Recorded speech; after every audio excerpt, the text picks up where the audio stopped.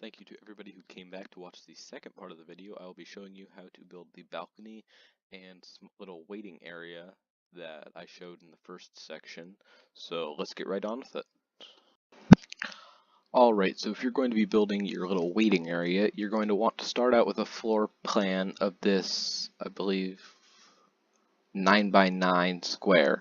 You're going to want to put your glowstone in. I'll just hold this still for a little bit so you can either pause the video or build this out real quick. Then we're going to continue with the tutorial. Alright, next you're going to want to come down to the bottom here, or the side I suppose, and come out and place a little bit of an island out in the middle here, and this is going to be your enchanting area. This is where your enchanting bookshelf stuff will go, and then over on the side here you're going to go 1, 2, 3, and this is where the elevator will go. Next you're going to want to grab yourself some obsidian so you can work out the nether portal. Now this nether portal is fairly large, so you wouldn't have to build the entire thing if you didn't want to, but it is custom fit to this room, so it might look a bit odd if you don't. So it's 3 across the bottom, 5 up, 3 across the top, and then 5 down. And I'm not going to light it right now because nether portals in creative mode are a pain in the neck because you'll fly through them and it'll just randomly activate it. But before we go up and finish that, we're going to add a little stripe crossed here, and oops. And the top of this nether portal is actually going to be in the ceiling, very similar to how this bit is in the floor. So if you want, you can just start that across the top now. You can just work out your ceiling. So it's basically just the exact same pattern with the glowstone as before. Remember to put your little cross in the middle so you get the square, and I'll see you when that's done. Alright, now that we've got the ceiling in place, we can start on the walls. Now the walls are fairly simple. They're just... I missed. Alright, they're just go up and down like this, except for when you get to the elevator and the enchanting room. There you're just going to want to leave a blank space, and I'll come back when this is done. Alright, next we're going to put in the enchantment table and bookshelves like so. Oops. And you don't really have to place blocks under the enchantment, or under the bookshelves I mean, if you don't want to, just to save space. And see, I don't have anything to enchant. Hold on.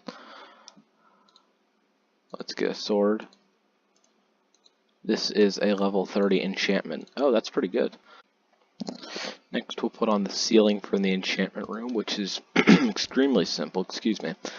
You just go up in a one-on-one, and then when you get to the top, it's 2 blocks. So just... I keep getting stuck on the bookshelf.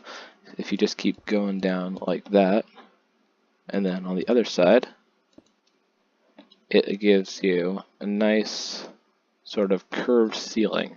And then you just go on the inside, place your blocks down, fill in the gaps, and it looks pretty good. Now if you want to, this is a little expensive, but you can stick anvils right there on the corners so for you to combine enchantments or do whatever else you want, repair your stuff. Lastly, but certainly not leastly, we are going to be putting in, as you saw at the beginning, a minecart elevator over here.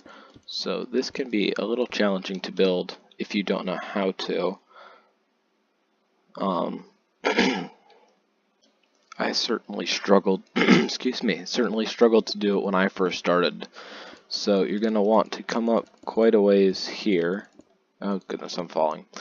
Come up quite a ways here till you get about equal with this. Gonna leave a gap. Come all the way up here. And then you're going to grab yourself some ladders. You're going to grab your... I can't spell. You're going to grab yourself some ladders, some rails, and some minecarts. Minecarts. Now, you're not going to end up keeping the rails where they are, but you do want them so you're able to place the minecarts down.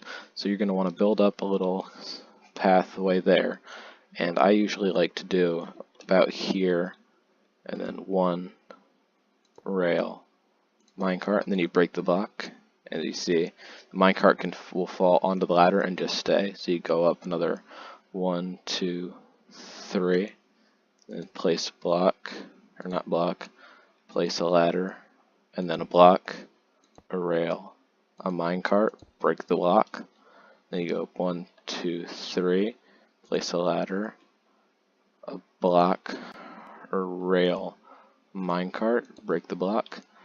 And then this last one you're going to go up 1, 2, 3, and then put the ladder there so that it ends up all nice and flush.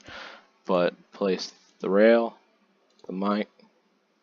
rail, minecart, break that, and then as you can see, if you add your edges in, as you can see, it makes a pretty convenient minecart elevator, so you can just go right on down pretty simply. Oh, I have forgotten to fill that in. Just go down, give it like a high thing there, and then just hold down the right click button. You'll shoot up to the top, hit left shift, and you're good. So that's basically how to do the minecart elevator. Then finally, we're going to be building the balcony. And that's the balcony done. I didn't show myself building it because it's so simple. It's just 4 blocks out of your decorative block all the way around, and then surrounded by any sort of fence on the edge. I used nether brick because it's what we used for a lot of the farm, but if you decided to use something else for the primary block of the farm, you can use any other fence you want. But that's about it, ladies and gentlemen. Thank you for watching this video. If you're new, subscribe, leave a like, it really helps me. And thanks. See you somewhere. I actually just realized I forgot to show you guys one more thing. You want to, where you have this line of redstone here, just bring it out a couple more blocks. So from here you want to bring it out 1, 2, 3, 4, up a block, place a redstone torch on the back, and then basically just build a redstone torch tower up until you're 3 blocks, 2 blocks I suppose, from the top or from the bottom of the balcony, and then you just want to run a redstone line around, placing in redstone torches, or just however you want to do it, to make sure that these lights are all not powered. But then if you come in here and flick this lever, all these lights become powered. So basically that's just so that when you're up here, it will let you know when you're full of blaze, so you can go down and farm them so you don't end up losing any of your blaze. Alright, thanks guys. One last thing. I did give credit to Mumbo Jumbo. As I said earlier in the video, the main part of the farm was originally his idea. I have upgraded it and I have built upon it, but don't get mad at me saying, this is Mumbo Jumbo's idea, you stole it. I have given him credit, I just upgraded his farm, so there you go. I've given credit, don't get mad at me. Thanks.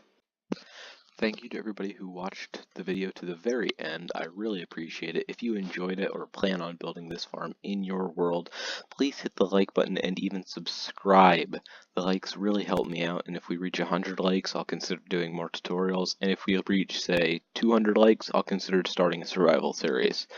Thanks. Also, if you plan on leaving any sort of negative comment, keep this in mind. I accept, or I appreciate, positive feedback. I appreciate constructive criticism, but needless hate comments, as I say, they are needless. Don't bother.